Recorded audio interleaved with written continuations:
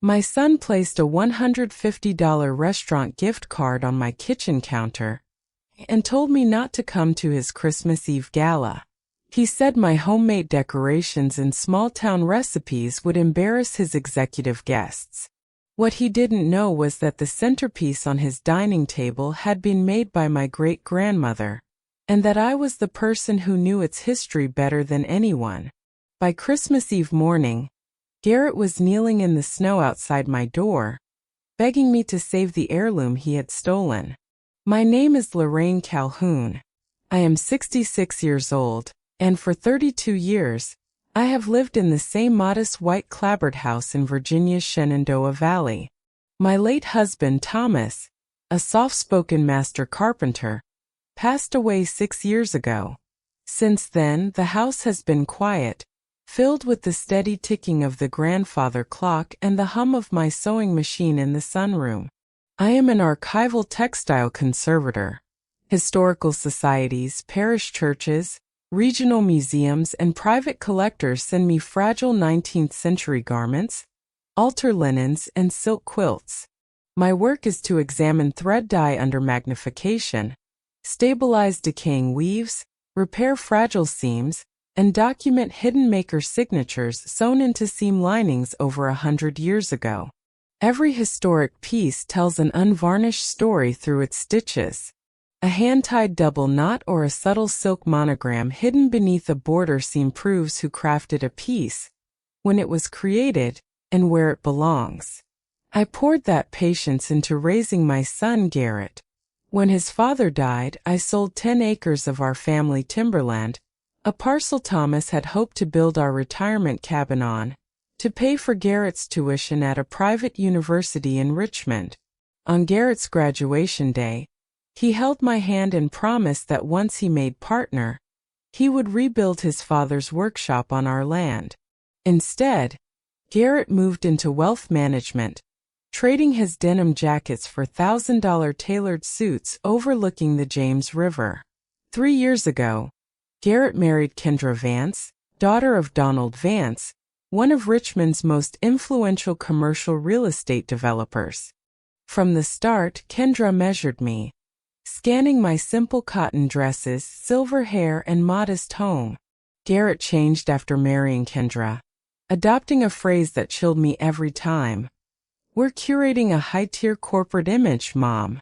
He said it when suggesting I update my furniture, or asking me not to post farm photos on social media. But I loved my son, so I kept my door open. It started 3 weeks before Christmas. I was in my sunroom, carefully stitching gold trim onto 12 holiday stockings I had embroidered for Garrett and Kendra, featuring native Virginia botanicals, dogwood blossoms, cedar sprigs, and winter holly. Garrett arrived, refusing to take off his leather overcoat as he stood by the hearth.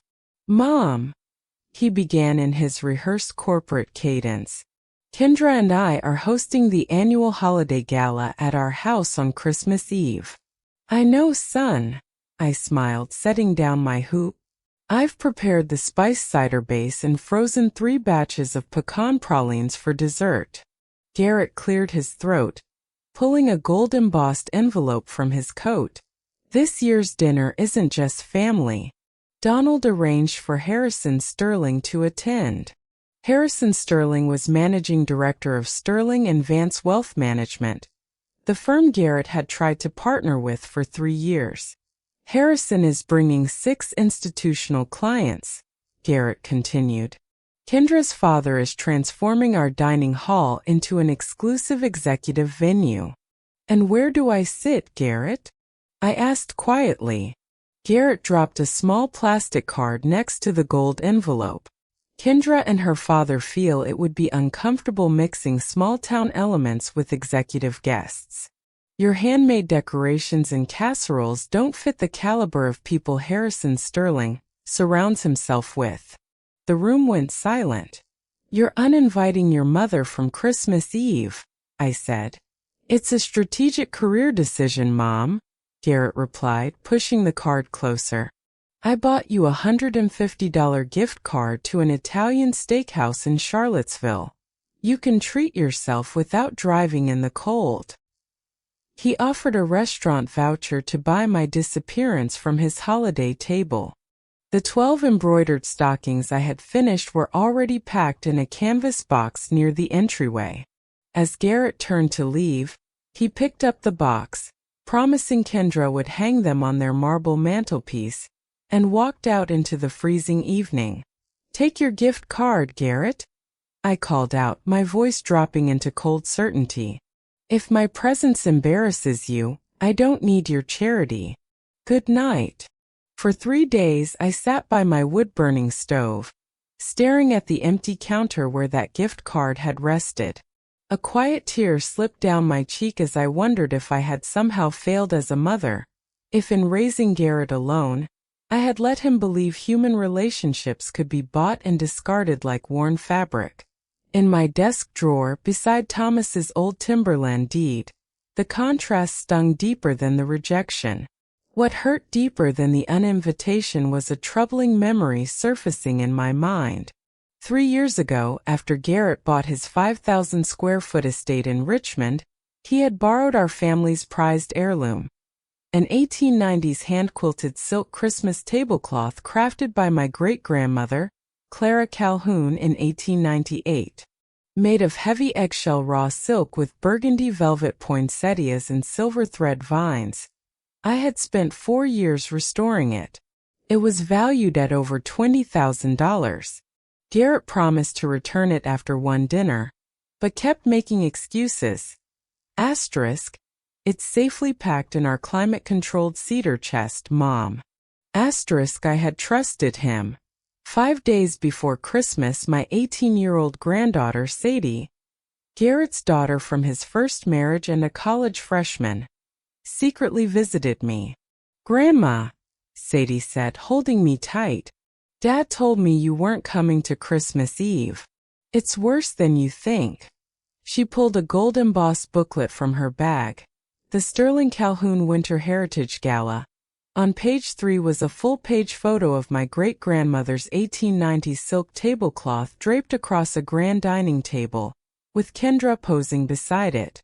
The caption read, Asterisk featured heirloom. The 1898 Sterling Calhoun Imperial Holiday Tablecloth. Inherited through the matriarchal line of the Van Sterling estate, this 19th-century raw silk masterpiece represents 5 generations of Virginia high society tradition, preserved by guest host Kendra Vance Calhoun. Asterisk Donald Vance had pushed Garrett into this lie, warning him that Harrison Sterling only invested in executives with deep aristocratic Virginia roots. And when Sadie had confronted Kendra had simply sneered. Asterisk, my father has spent 3 years telling me I brought nothing of lasting heritage into this marriage, Sadie. Your grandmother's family owned it, but Garrett married me, and we are the family now. Asterisk, I walked into my sunroom, opened my filing cabinet, and retrieved Virginia Historical Textile Guild Registration Certificate Number 1898, issued to me 12 years ago upon completing the restoration. The certificate documented macro photographs, fiber analysis, and a crucial detail. In December 1898, my great-grandmother Clara stitched her initials and year, *LC, 1898 *, into the lower right inner seam using double-twisted silver bullion thread. When I restored it, I resecured those stitches beneath an archival mesh border. Under light, those silver threads glowed clearly. "What are you going to do, Grandma?" Sadie asked. "Call the police?" "No," I replied, placing the document in my briefcase. "A police call before a gala creates a messy domestic dispute. Garrett would claim a misunderstanding, and Kendra's father would stall with lawyers. I am simply going to ensure the provenance is documented with absolute accuracy." On Christmas Eve, a winter storm swept across the Shenandoah Valley. By 8 a.m., 6 inches of snow covered my porch. Tires screeched on my icy driveway. Garrett's luxury SUV skidded to a halt. He stepped out without his usual polished demeanor, hair disheveled, coat open, clutching a velvet laundry bag like an explosive. He ran up the steps and hammered on my door. I opened it halfway, hand firm on the latch. "Mom!" Garrett gasped. "Thank God you're home. I need you inside right now." "This is my home, Garrett," I said coolly. "And as you reminded me, we aren't mixing guests this season. Why are you here?" Garrett trembled, lifting the velvet bag. "It's a disaster." Kendra was setting up the dining table, and catering staff knocked over vintage port wine right onto the center of the 1890s silk tablecloth. Kendra panicked, he continued frantically. She tried scrubbing it with hot water and harsh chemical cleaners. Chemical cleaner on 130-year-old raw silk. The fibers were scorched, leaving a dark purple ring 8 inches wide right in the center fold. "She ruined it, Mom," Garrett pleaded. "Harrison Sterling arrives at 5 o'clock. He's a trustee of the Virginia Preservation Society. If he sees a scorched rag, Donald says Harrison will think we're careless frauds. My partnership vote is tonight."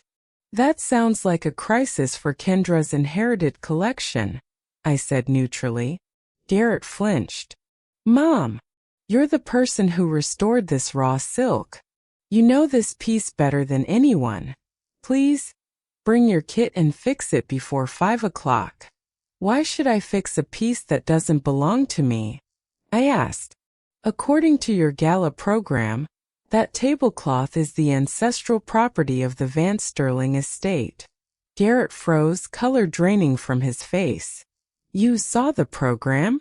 "Sadie brought it to me," I said, my voice dropping into razor-sharp register.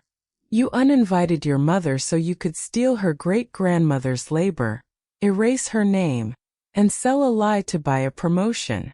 Garrett dropped to his knees on the snowy porch, clutching the velvet bag. "Mom, I'm sorry." Kendra's father insisted. He said Harrison only invests in families with deep roots. "Please, Mom. If you don't save that fabric, my career in Richmond is finished." I looked down at the velvet bag.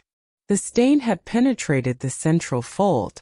The cleaner had already weakened the silk, and no conservator could erase 130-year-old chemical damage in 4 hours. "I can stabilize it," I said softly. "I can stop the fibers from tearing. I can make it safe enough to display under low light. But I cannot make the last 3 hours disappear." "Then do whatever you can," Garrett whispered. "I will," I said. "Not for your Gala. For Clara's tablecloth." By 11 o'clock, I arrived at Garrett's Richmond mansion amidst a circus of high-end corporate catering prep. Kendra saw me carrying my wooden restoration chest and rushed over, pulling Garrett by the elbow. "What is she doing here? Guests arrive in 4 hours. I told you your mother wasn't supposed to be here." Garrett snapped at her. "The raw silk is ruined. The cleaner you poured on it created a chemical scorch ring. Mom is the only person who can stabilize the fabric." Kendra glared at me. "Fine. Take her to the basement laundry room. Fix it down there and stay out of sight." I set my wooden chest on the executive desk with a heavy thud. "I am not working in your basement, Kendra," I said with absolute authority. "Archival silk restoration requires natural light and an open flat surface. I will work on the main dining table. If anyone attempts to hide me or my equipment, I pack my chest, take my tablecloth and leave immediately." Kendra opened her mouth to scream, but Garrett grabbed her arm. "Do what she says, Kendra." For 4 hours, I worked at the formal dining table under the chandelier. I laid out archival linen blotters and mild neutralizing solutions. Methodically, I blotted the tannic stains without tearing the weakened 130-year-old threads, using microfine needles to realign silver bullion vines. By 4:15 p.m., the stabilization was complete. The stain remained muted beneath the softened light, but the weakened fold no longer threatened to tear. The tablecloth could be displayed safely for one evening, though the scar of Kendra's cleaner remained. Garrett walked in, saw the stabilized fabric, and let out a massive sigh of relief. "Mom, it's incredible. Thank you. Now let me help pack your tools so we can get you comfortable upstairs before Harrison gets here." "I am not going upstairs, Garrett," I said calmly. I reached into my briefcase and pulled out a heavy museum-grade brass and glass display frame containing Virginia Historical Textile Guild Registration Certificate number 1898, displaying my name, Lorraine Calhoun, Master Conservator in bold lettering. Beside it was a magnified archival photo of the hidden inner C monogram, LDC, 1898. I placed the frame right in the center of the side buffet table, adjacent to the dining table under the sconce. "Mom, what are you doing?" Garrett panicked, reaching for the frame.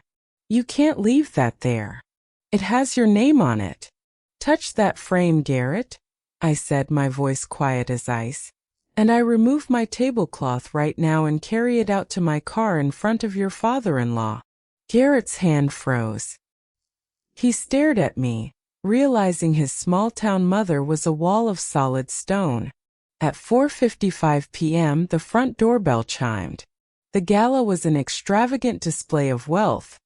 40 guests in tuxedos and designer silk. Kendra and Donald Vance steered guests toward the dining hall. At 5:30 p.m., guest of honor Harrison Sterling arrived. A tall, distinguished man in his 70s with sharp blue eyes. Garrett and Kendra led Harrison into the dining room. "Harrison," Donald Vance announced, "inspect the centerpiece of our dining hall."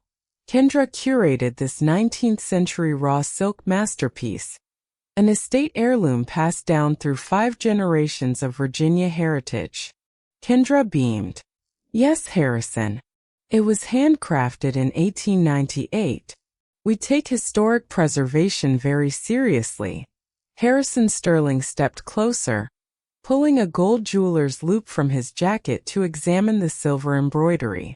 "Remarkable," Harrison murmured. "Raw eggshell silk from the late Victorian period. German silver bullion thread." "But Garrett, who documented this provenance?" Garrett cleared his throat nervously, his collar suddenly looking too tight. It's been in Kendra's family for generations, Harrison." Harrison paused, his sharp eyes catching the heavy brass display frame resting under the sconce on the buffet table. He walked over, adjusted his spectacles, and read aloud, "Virginia Historical Textile Guild Registration Certificate number 1898. Master Conservator and Sole Registrant, Lorraine Calhoun of Rockingham County. Provenance, crafted by Clara Calhoun, December 1898. Hidden inner C monogram, LC 1898. Harrison turned around, looking directly at Donald Vance and Kendra. "Lorraine Calhoun? Donald, you told me this was a Vance family heirloom." Donald Vance looked bewildered. "Garrett, who is Lorraine Calhoun?" Before Garrett could stammer an excuse, the double doors opened. I stepped into the room wearing a simple, elegant dark green wool dress, carrying my velvet storage case, with Sadie standing beside me. "I am Lorraine Calhoun," I said clearly, "and this is my great-grandmother's tablecloth." Kendra gasped, dropping her champagne glass onto the Persian rug with a loud shatter. Garrett looked as if he wanted the floor to swallow him whole. "Mrs. Calhoun?" Harrison Sterling asked, stepping forward with genuine respect. "Are you the Lorraine Calhoun listed on this provenance certificate?" "I am, Mr. Sterling," I replied gracefully. "My great-grandmother Clara crafted this piece in 1898. My son Garrett borrowed it 3 years ago. I came tonight to ensure its history was documented accurately before taking it home." Harrison looked from the certificate to the tablecloth, then to Garrett. For several seconds he said nothing. He folded the Gala program in his hand, his warm demeanor vanishing. "Garrett," Harrison said in a cold professional tone. "At Sterling and Vance we manage the legacies of Virginia's oldest families. Integrity and respect for true heritage are foundational requirements of our partnership. Our board will pause any discussion of your partnership review until our legal counsel verifies this registration." The room was dead silent. Donald Vance looked ready to faint. Kendra sobbed silently in the corner.